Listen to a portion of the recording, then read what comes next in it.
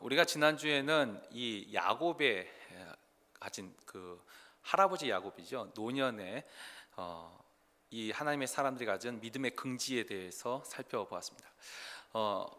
이 야곱은 일생토록 하나님과 동행하면서 생긴 바로 믿음의 긍지를 가지고 있었죠. 그래서 그 절대 군주 바로 앞에서 어찌 보면 기죽지 않고 오히려 그 바로를 하나님의 이름으로 축복할 수 있었던 그 같은 믿음의 이 자부심, 긍지를 가지고 있었습니다.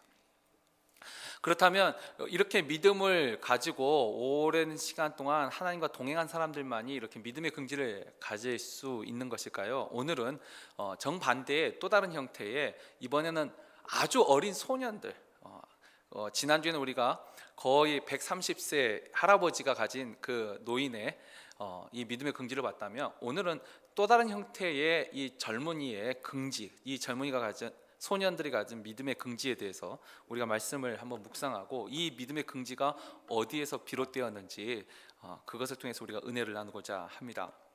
먼저 오늘 이야기는 적어도 오늘 이 금요일에 나오신 분들은 너무나도 잘 알고 있는 이야기죠. 다니엘과 이 세 친구가 왕의 음식을 거절하고 이 채식을 먹은 이야기, 이건 너무나도 유명한 이야기입니다. 근데 이 이야기를 우리가 조금 더 깊게 생각해 보면 이 속에 이게 그냥 단순히 이거 참 멋진 이야기다 라고만 생각할 정도로 이게 가벼운 이야기가 결코 아닙니다. 일단 이 이야기의 첫 출발점 시점을 다니엘서 1장 1절은 그 시기에 대해서 말합니다. 이 지금 현재 다니엘과 이 세 친구들이 바벨론에 오게 된 때는 여호야김 3년이라고 나와 있죠. 그리고 느부갓네살 왕이 예루살렘을 이르러 성을 에워쌌더니 1장 1절 이렇게 기록되어 있는데, 그러니까 여호야김 3년이라는 것은 아직 유다가 멸망하기 전입니다. 이 바벨론이 예루살렘, 유다를 3번 공격합니다. 그 세 번째 완전히 망하는데, 다니엘은 맨 처음 공격했을 때 느부갓네살, 이걸 원년이라고 합니다. 1년, 느부갓네살 왕이 된 그 첫 해에 예루살렘을 공격하고 1차 포로로 잡아온 것이 바로 이 다니엘과 세 친구들입니다. 그리고 그때 잡아온 이유가 앞에 3절 4절을 보면 이 왕이 환관장 아스브나스에게 말하여 이스라엘 자손 중에서 왕족과 귀족 몇 사람, 곧 흠이 없고 용모가 아름다우며 모든 지혜를 통찰하며 지식에 통달하며 학문에 익숙하여 왕궁에 설만한 소년을 데려오게 하였고, 그들에게 갈대아 사람의 학문과 언어를 가르치게 하였고, 또 왕이 지정하여 그들에게 왕의 음식과 그가 마시는 포도주에서 날마다 쓸 것을 주어 3년을 기르게 하였으니 그 후에 그들은 왕 앞에 서게 될 것이더라. 그러니까 이스라엘의 왕족과 귀족 출신이에요. 그냥 일반 서민은 아니고, 처음 포로 잡아올 때 이 왕족과 귀족 소년들 중에서 지혜가 이미 출중한 상태가 아니라 지혜가 출중하여 왕 앞에 설 만한 사람으로, 그러니까 그 이제 제목이 좀 그러니까 용모가 아름답고 똑똑해 보이는 이 아이들을 몇 사람 잡아가지고 데리고 갔습니다. 그리고 3년 동안 이 갈대아의 학문, 갈대아 학문과 언어를 가르치고, 그리고 왕의 음식을 주어서 잘 기른 후에 이제 관리로 쓰려고 이 유대의 왕족과 귀족의 소년 몇 사람을 잡아간 거죠. 근데 이렇게 데려간 것이 분명한 목적을 가지고 데려갔습니다. 왜 이 바벨론의 느부갓네살이 예루살렘을 점령하고 그리고 나서 왕족과 귀족의 소년, 완전히 망한 건 아니에요. 나라가 완전히 망하지 않았는데 왜 잡아갔을까요? 두 가지 목적이 있습니다. 이게 이 바벨론만 한 게 아니라 우리나라에도 아니 세계 역사서를 우리가 역사를 다 살펴보면 이 점령 국가가 이 점령지를 다스릴 때 쓰는 이 통치 방법, 그러니까 정책 중에 하나예요. 우리나라에는 통일 신라 때 이제 상수리 제도라고 있고, 우리 이제 우리나라 국사 역사를 뭐 다 기억이 잘 안 나시겠지만 고려 시대에는 기인 제도라고 있어요. 실제로 이게 뭐냐면 그 지방 호족들의 자제들, 이 지방 호족의 자제들을 중앙의 관리로 쓰는 거죠. 이것이 뭐냐면 이 호족들의 관리를 쓴다는 그 자제들을 관리로 쓴다는 것이 좋은 의미로는 이렇게 출세를 시켜준 것일 수도 있는데 거기에 실제 목적은 뭐냐면 인질이죠. 그러니까 이 중앙에서 이걸 통치를 이 지방 곳곳에까지 손이 안다니까. 너 여기서 만약에 반란을 일으키거나 반역을 하게 되면 얘는 죽어. 이거 하나, 또 하나, 또 이 지방의 사정을 이 중앙에서 잘 알지를 못해요. 지금처럼 뭐 핸드폰이 있거나 뭐 영상 통화 있고 이런 미디어가 발달된 시대가 아니죠. 그러니까 저 지방에서 일어난 사건들을 중앙에서 알 수가 없어요. 그러니까 이 지방을 잘 아는 이 사람을 중앙의 관리로 쓰게 되면 그 지방의 풍습도 알 수 있고 이 지방에서 지금 무슨 일이 일어나는지 이 중앙에서 쉽게 알 수 있는 것이죠. 그러니까 통치를 더 쉽게 하기 위하여서 하나는 인질로, 또 하나는 그 지방을 잘 다스리기 위하여서 그 지방의 이 귀족과 그러니까 호족이든지 실권자의 자녀들을 중앙으로 데려오는 것이죠. 마찬가지로 바벨론의 느부갓네살 왕도 이 이스라엘 바벨론에서 이스라엘까지 오면 이제 아수르가 이제 이미 바벨론에 점령을 당했고 또 한 나라 더 건너서 예루살렘이에요. 여기까지 영향력을 미치기는 아직 초창기에 힘이 들죠. 그러니까 왕족과 귀족의 소년들을 잡아갔어요. 그 말은 뭐죠? 또 똑같아요. 너희들 반역하면 얘들은 죽어. 인질이에요. 또 하나, 이 예루살렘의 문화, 풍습 이런 게 다 다르잖아요. 사실 이 거대한 나라, 특히 다문화가 섞여 있는 나라는 현대에도 이와 같은 비슷한 정책을 쓰죠. 뭐 중국도 소수민족이 있으면 그 당원 중에 소수민족의 대표들을 하나씩 다 일부러 넣어놓죠. 미국도 이 워싱턴 행정부 안에 제가 알기로는 그래도 대부분 그 민족의 대표자들 한두 사람이라도 꼭 무슨 그 보좌관 이렇게 가지고 다 중앙의 관리로 두고 있더라고요. 왜? 그 민족을 이해하고 그 사람들의 쉽게 통치, 다스리려면 이게 필요한 것이죠. 자, 결국 이런 목적으로 이런 소년을 데리고 왔고 그 다음에 그냥 데리고 온 게 아니라 근데 이 사람들이 자신의 그 지방의 언어와 그 나라의 민족성을 계속 가지고 있으면 더 불안 요소가 많죠. 그러니까 어떻게 해요? 이 사람들, 데려온 이 사람들을 자국의 신민화라고 합니다. 신민, 이게 뭐냐? 신화할 때, 그러니까 신하와 민, 백성민자, 신하와 백성으로 바꾸는 작업을 해야죠. 그러니까 예루살렘에서 잡아왔는데 계속 그 유대 언어를 쓰고 유대 이름을 쓰고 이렇게 하면은 여기서도 독립운동할 수 있잖아요. 그러니까 이 어린 소년을 바꾸는 거예요, 이제. 그래서 갈대아 학문을 가르치고 갈대아 언어를 가르치고 그다음에 이름을 바꾸죠. 그래서 실제로 그 위에 7절을 보면 환관장이 그들의 이름을 고쳐 다니엘은 벨드사살, 하나냐는 사드락, 미사엘은 메삭, 아사랴는 아벤느고라 하였더라. 이름을 다 바꿔요. 근데 이게 요때만 기록된 게 아니라 우리는 일제시대 때 이걸 똑같이 경험을 했어요. 그러니까 일본이 우리나라를 점령하고 식민지 통치할 때 이 정책이에요. 이게 정책. 제일 처음에 우리를 살 때 무단 정치를 합니다. 무단이라고 하면 무력, 힘으로 경찰 통치를 하죠. 처음에는 힘으로 다스려요. 까불면 죽어.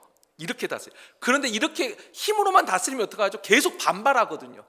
그러니까 식민지 정책을 이제 바꿔요. 그래서 무단 정치에서 이제 문화 통치라 해가지고 일본의 문화를 가르칩니다. 이제 자꾸 좋은 거라고.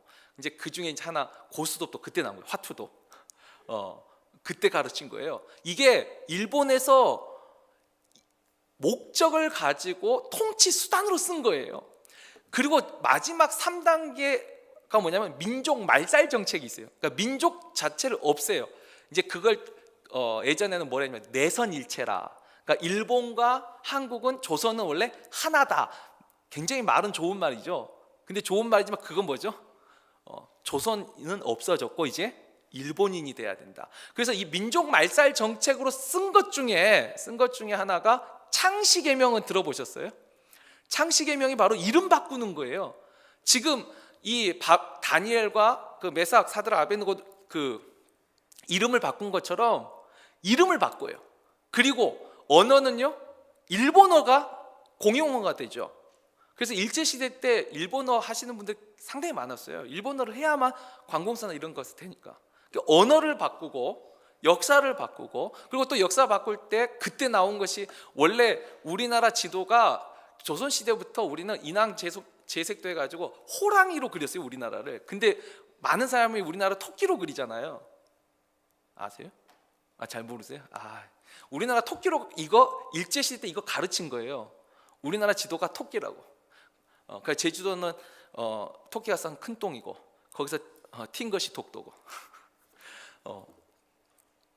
그리고 또 우리나라 태백사막에 쇠말뚝 받는 거, 산에 정상에 가서 말뚝을 박았어요. 그게 무슨 의미가 있어요? 근데 우리나라에 풍수지리설이 있었거든요.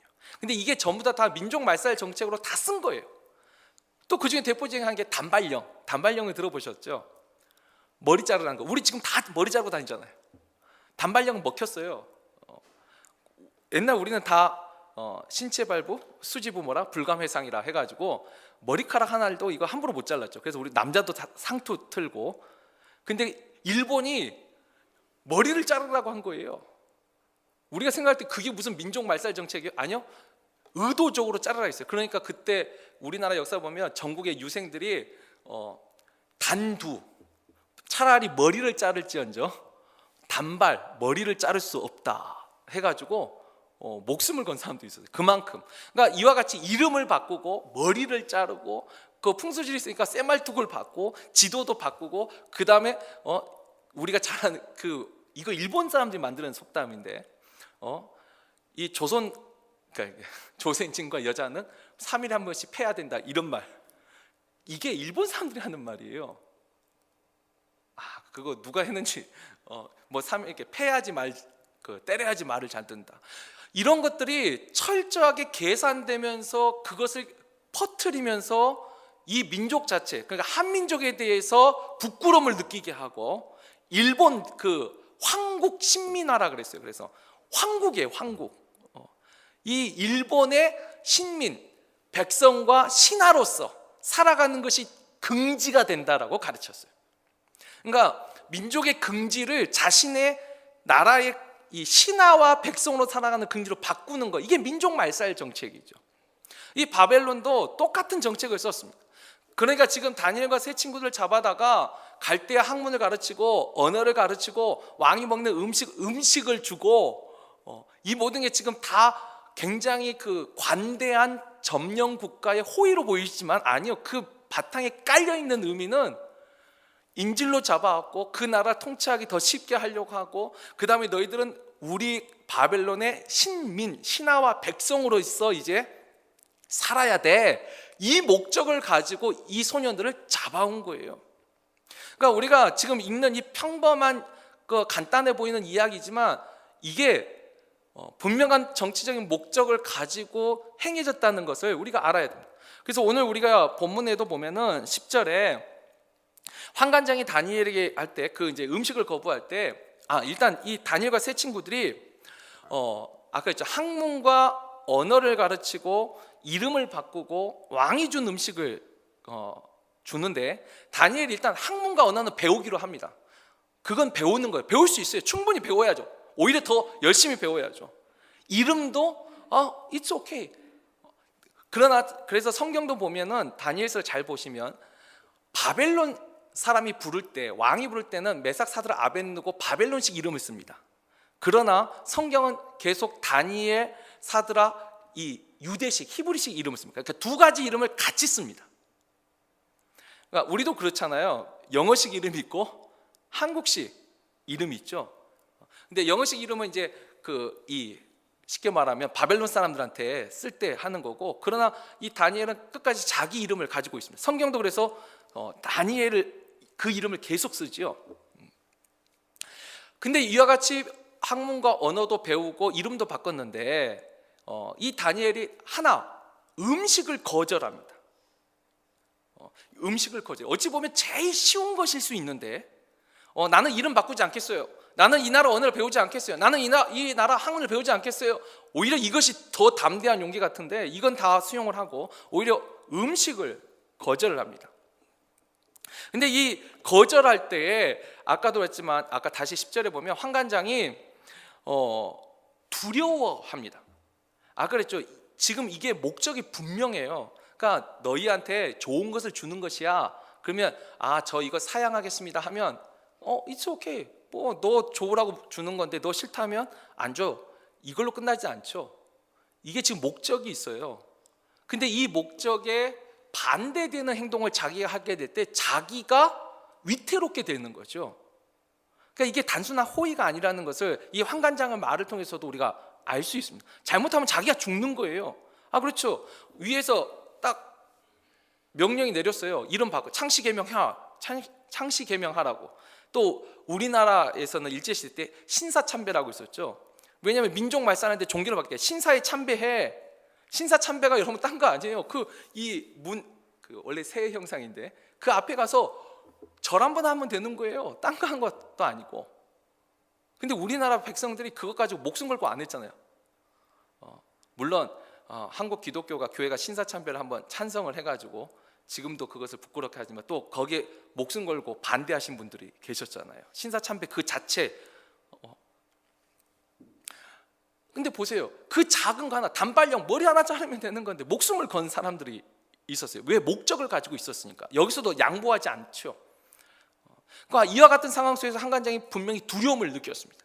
그런데 이 네 명의 아이들 그리고 이때 잡혀온 나이가 16세에서 17세예요. 예전에 제가 다니엘의 그 나이에 대해서 한번 설명한 적이 있으니까 오늘은 하지 않겠습니다. 이제 어리면 16세, 많아봤자 18세예요. 아직 소년이에요.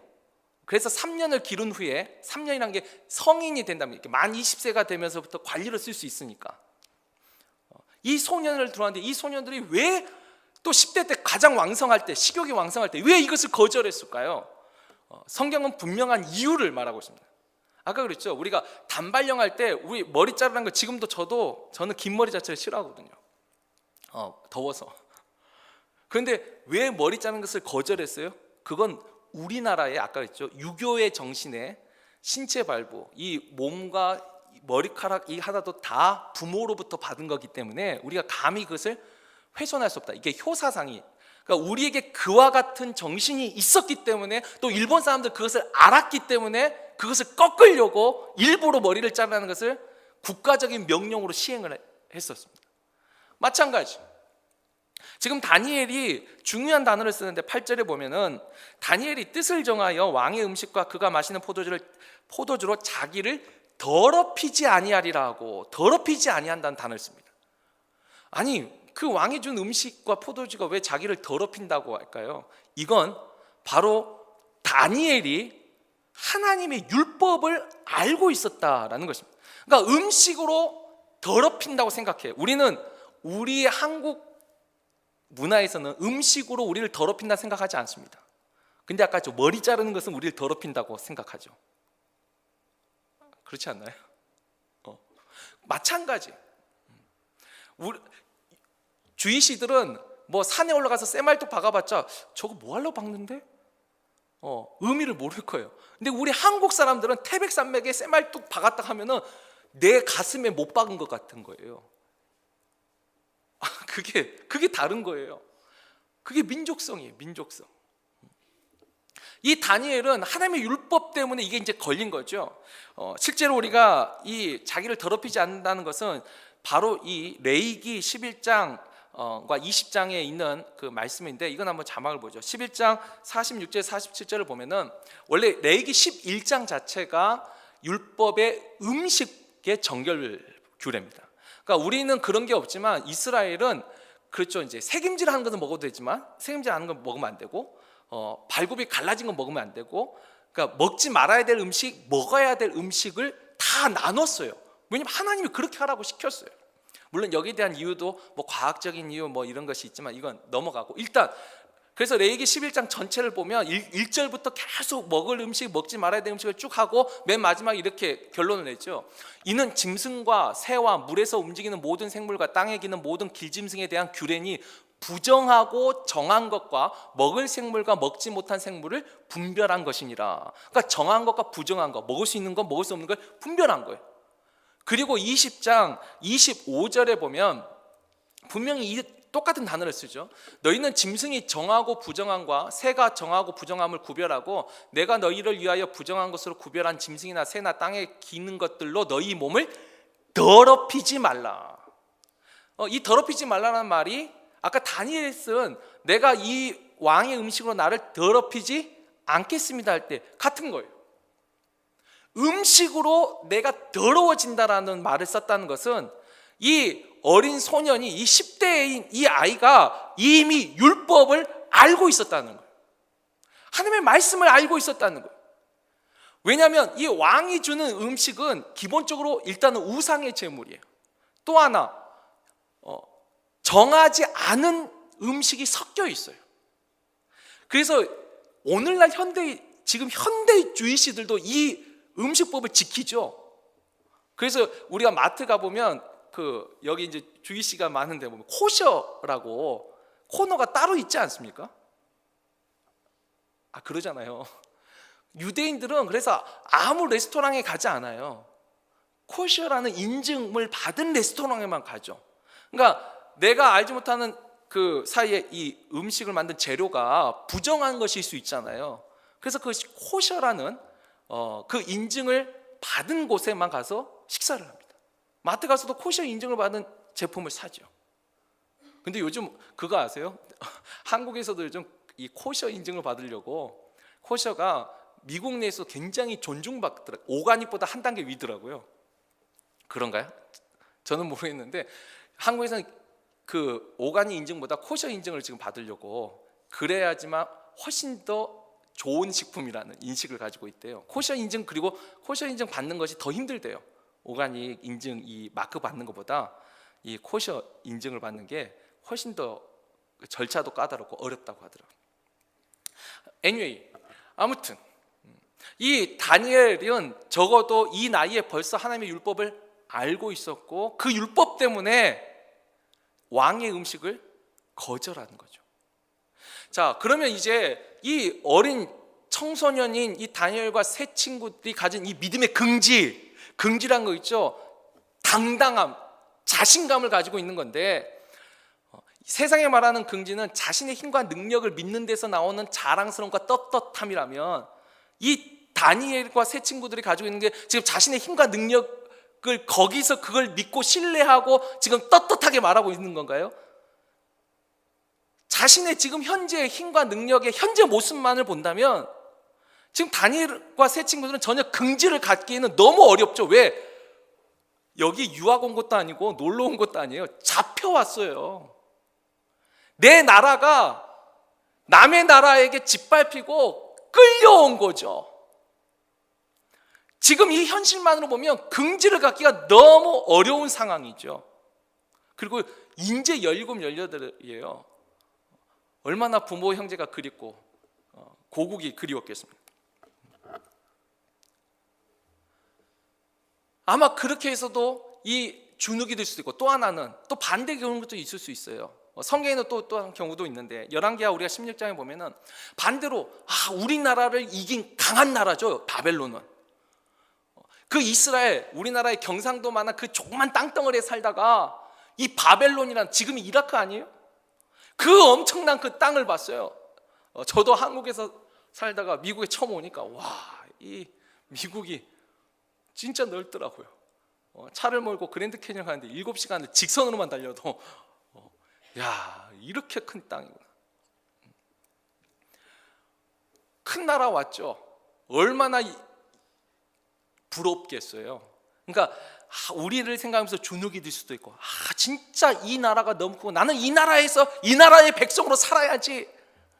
그래서 열왕기하 16장에 보면 이걸 우리가 이제 4대주의라고 했는데 그러니까 우리나라에도 똑같은 두 가지 부류가 있었어요. 한 나라는 우리는 중국과 달라 우리는 배달민족 한민족이야 민족의 긍지를 외치는 사람들이 있었고 아니 우리는 대국의 신하의 나라 이걸 이제 4대주의라고 하죠. 우리는 차라리 그 나라 밑에서 그 나라에게 잘 보이면서 살면 돼. 두 가지 태도가 역사 속에 어느 민족 어느 나라에나 똑같이 다 있습니다. 독립하다는 쪽이 있고 그 나라의 백성으로 그냥 살자고 어느 나라 어느 민족이나 이 역사는 있어요. 이 둘 중에 어느 쪽이 크냐에 따라서 나라를 독립한 나라도 있고 이제 나라가 흡수된 나라가 이게 차이가 있을 뿐인데, 아마 다니엘과 세 친구들 주눅이 들 수도 있고, 아니면 우리가 이 나라를 배우자, 이 나라의 강대함을 배우자, 우리나라가 약했기 때문에 이렇게 진 거 아니냐, 이렇게 생각할 수도 있는데, 왜? 자신의 힘과 능력을 기준으로 삼았다면, 그러니까 나의 힘과 능력을 기준으로 삼았다면 열등감 아니면 사대주의 이렇게 빠질 수 있는데, 이 4명의 소년들 하나님의 말씀을 가지고 있었다는 거죠. 율법을 가지고 있었다는 거예요. 비록 우리나라가 이렇게 치욕적으로 점령을 당해서 포로로 잡혀왔지만 이것은 우리가 하나님의 말씀을 지키지 않았기 때문에 하나님은 우리를 징계하신 것이고, 우리가 하나님 앞에 회개하면 하나님 온 창조주여 만유의 왕이신 그 하나님이 우리를 다시 회복시킬 것이라는 그 믿음을 가진 이 어린 소년들이 그 하나님에 대한 믿음, 하나님에 대한 말씀을 가졌기 때문에 당당하게 말하는 거죠. 긍지를 가지고. 바로 얼마 전에 우리 딸 이제 혜빈이가 이제 킨더가튼이에요. 이제 진짜 어리죠. 근데 저한테 그 학교 라이드 하고 오는데 문득 그래요. 아빠, 미국 사람들은 하나님을 잘 모르나 봐. 그리고 하나님은 우리 한국 사람만 잘 아는 거야? 라고 묻는 거예요. 왜냐 그랬더니 자기 반에서 하나님을 아는 사람이 몇 명 없대요. 미국 사람들이 하나님을, 기도하는 아이가, 우리 기도하는 애가 자기 반에 자기가 제일 많이 한대. 기도를 뭐 밥 먹을 때 이렇게 기도하고, 그다음 기도하는 사람을 이름 사는데 3명 더 해가지고 4명, 24명 중에 4명만 그래도 기도하고 나머지는 하나님을 잘 모른다는 거예요. 그러니까 이 어린아이도 가가지고 하나님에 대해서 말을 하는 거죠. 왜 너 기도 안 해? 라고 말을 하는 거죠.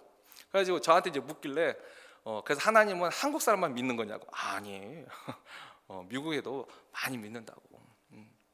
그러나 믿는 사람들이 그러나 긍지를 가지라고. 우리는 하나님을 믿는 사람이라고. 어리지만 제가 긍지를 가져라. 이제 얼마큼 그런 긍지를 가지고 살지 모르겠지만, 아무튼 딸아이한테 그 이야기를 들으니까 그래도 이 아이가 하나님을 자기가 믿는 것, 기도하는 것에 대해서 아직은 긍지를 가지고 말을 하고 있더라는 거예요. 그래서 오히려 모르는 아이들한테 왜 너는 몰라? 라고 지금은 다양하게 말을 할 수 있더라고요. 결국 이 다니엘 말씀에 대한 긍지를 가지고 있는 것이죠. 그리고 이 말씀에 대한 긍지로 지금 자기가 처한 현실을 이겨냈어요. 자기가 처한 현실이 어찌 보면 얼마나 비참하고 슬퍼요. 그러나 그걸 이겨내고 있죠. 또 하나, 자신의 처지뿐만 아니라 실질적인 위협도 이겨내고 있어요. 왜죠? 아까 저 바벨론은 분명한 목적을 가지고 지금 이 소년들을 잡아왔습니다. 그러나 그것을 거부한 거죠. 이것은 왕의 명령을 거부하는 것이죠. 어떤 힘으로요? 하나님을 믿고 하나님에 대한 믿음 때문에 이걸 거부한 것이죠. 믿음이 없으면 이걸 거부할 수가 없죠. 결국 우리가 지난주 봤던 이 야곱, 삶에서 체험한 믿음의 긍지와 이 소년들의 긍지는 좀 성격이 다릅니다. 야곱은 그렇죠, 속였고 속임을 당하고 또 위협을 당했고 또 가정 안에 강간, 살인 같은 이런 정말로 우리가 생각할 때 험악한 인생을 살면서 그때그때 도와주는 그 하나님, 그 하나님으로 인한 믿음의 긍지였다면, 이 소년들은 어찌 보면 아직 삶의 체험이 없어요. 지금 당장 가지고 있는 이 소년의 체험이란 건 포로 잡혀온 것밖에 없지요. 근데 이제 체험이 이제 점점 늘어나죠. 이제. 근데 적어도 이 소년들은 출발점에 말씀을 가지고 있었습니다. 그래서 야곱도 분명 믿음의 위대한 조상이지만 야곱과 다니엘의 인생은 이 사는 모습이 완전 다릅니다. 세계에서 이 학자들도 말해요. 10대 때 하나님을 만나 사람들, 기독교 그리고 10대 때 목표가 분명한 사람들이 인생에서도 성공합니다. 그러니까 10대가 참 중요하다고. 어릴 때 긍지를 갖는 아이를 만든다는 게 이게 정말 중요합니다. 우리가 나중에 물론 나이가 들어서 공부할 수도 있고 나이가 들어서도 대기만성령이 있을 수 있지만, 나이가 들어서 하는 것은 할 수 있는 일이 우리에게 주어진 시간이 얼마 많지 않기 때문에 적을 수밖에 없어요. 그러나 이 10대 때 하나님의 말씀에 대한 믿음의 긍지를 가진 이 소년들, 정말 위대한 일들을 이제 시작하죠. 그래서 오늘 우리가 읽었던 맨 마지막 17절에 하나님이 그들이 이와 같이 말씀을 가지고, 그러니까 아직 삶의 체험이 없어요. 근데 말씀을 가지고 믿음의 긍지를 지킨 이 소년들에게 하나님이 어떻게 하셨냐면 이 소년에게 학문을 주셨어요. 그러니까 지혜를 주셨어요. 갈대 학문을 가르쳤는데 그것을 어느 누구보다 더 잘 아는 거예요. 모든 서작을 깨닫게 하시고 지혜를 주셨어요. 특별히 다니엘에게는 꿈과 환상을 깨닫는, 계시를 깨닫는 놀라운 은사를 주셨어요. 그리고 실제로 이 다니엘은 그 은사 때문에 20살에, 남들은 꿈 이야기를 하면 해몽을 하는데 다니엘은 무슨 꿈을 꿨는지를 맞추잖아요. 그래서 20살짜리가 바벨론의 총리가 돼요. 아니, 20살짜리가 총리 된다는 게 별로 놀랍지 않으신 것 같아요. 이게 기가 막힌 일이에요. 이게 진짜 일개 목동이 다윗이 왕된 사건, 노예가 총리가 된 사건 못지않게 이 다니엘 20살짜리가 그 엄청난 바벨론의 총리가 돼요. 무엇 때문에요? 하나님이 꿈과 환상을 아는 은혜를 주셨기 때문에, 지혜를 주셨기 때문에. 이러면서 이제 다니엘과 세 친구들의 놀라운 이제 삶의, 믿음의 삶의 체험이 뒤에 계속 기록되죠. 풀무불도 나오고 사자굴도 나오고. 말씀을 맺습니다. 결국 오늘 이 믿음의 긍지 두 번째는 삶의, 하나님과 동행하면서 삶에서 체험한 믿음의 긍지가 아니고 하나님의 말씀을 붙잡은 그 말씀에서 비록된 긍지죠. 이와 같이 하나님의 말씀을 붙잡고 그 믿음의 긍지를 지켰을 적에 하나님은 아까 빼먹는데 9절에도 보면 환관장에게도 은혜를 입게 하셨어요. 그 환관장이 왕의 명령을 거절했을 때 내가 죽을 수도 있어. 근데 그 두려움을 환관장의 마음에서도 치워주세요. 그리고 더 중요한 것, 이 네 명의 친구들에게 하나님은 지혜와 특별한 은사를 주셨다는 것이죠. 오늘 이 다니엘의 이야기를 통해서 우리가 믿음의 긍지, 삶 속에서 체험한 그 긍지뿐만 아니라 하나님의 말씀을 내가 어떻게 믿느냐, 그리고 그 말씀을 어떻게 붙잡느냐, 그 말씀을 어떻게 내가 실천하느냐, 바로 이 속에 진정한 믿음의 긍지가 있다는 것. 세상 모두가 다 성적 정체성이 아니라 지향성을 외쳐도 우리가 하나님의 말씀을 믿고 있다면 우리는 성적 정체성을 말하는 것이고, 모든 사람들이 기도하는 것이 부끄럽다 할 때 믿음의 긍지를 가진다면 어디서든 하나님 앞에 기도할 수 있는 것이고, 우리가 이와 같은 믿음의 긍지로 하나님 앞에 인정받을 수 있기를 주의 이름으로 축원합니다.